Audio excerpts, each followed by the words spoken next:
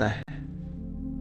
वैज्ञानिक शोध भी यही कहती है कि भौहों के बीच जो रहस्यमय ग्रंथि छिपी है वही शरीर का सबसे अद्भुत केंद्र है। इसे विज्ञान पाइनियल ग्रंथि कहता है। तिब्बतियों की परंपरा में यह तीसरी आंख है और तंत्र के लिए यह है शिव का त्रिनेत्र, वह नेत्र जो भीतर की दुनिया को प्रकट करता है।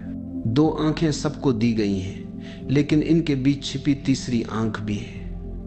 फर्क सिर्फ इतना है कि यह सक्रिय नहीं है, यह हमेशा से है, किसी भी क्षण सक्रिय हो सकती है।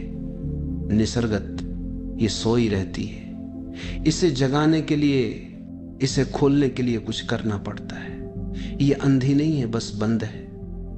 और ये विधि जिसके बारे में मैं कह रहा हूं, तीसरी आंख को खोलने की विधि है।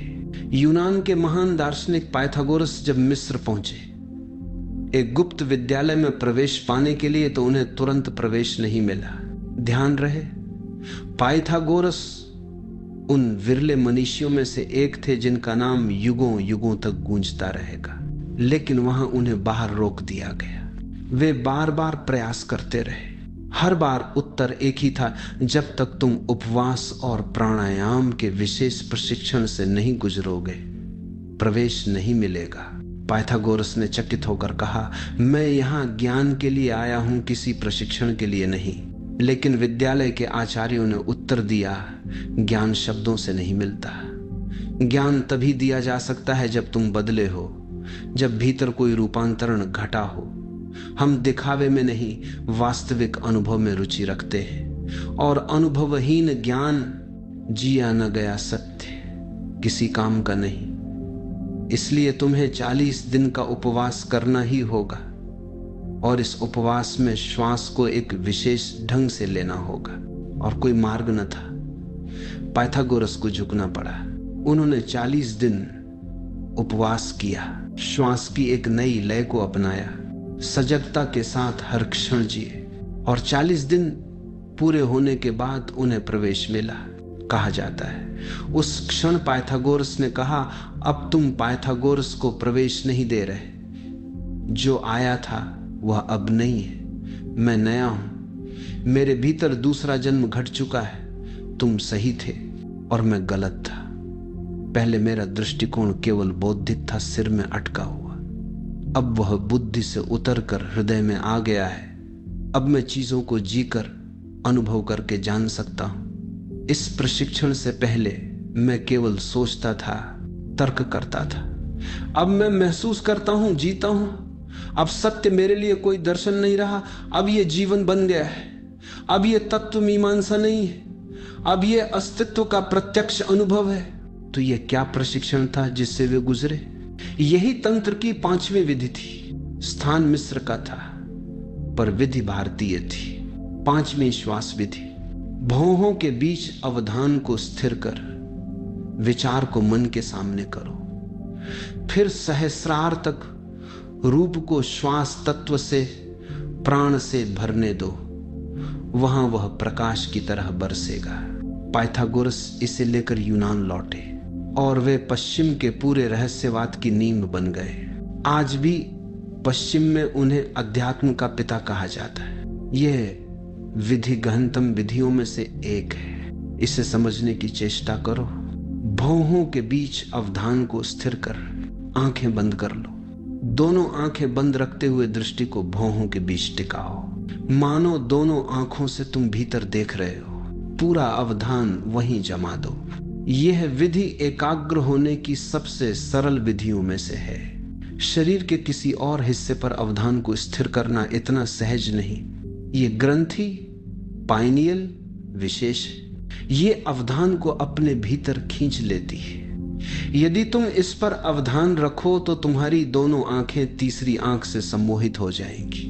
वे स्थिर हो जाएंगी, हिलेंगी नहीं। शरीर के किसी दूसरे हिस्से पर अवधान दो तो कठिनाई होगी, लेकिन तीसरी आंख चुंबक की तरह काम करती है। यह अवधान को पकड़ लेती है, बलपूर्वक खींच लेती है। इसीलिए दुनिया की तमाम विधियों में इसका समावेश हुआ है।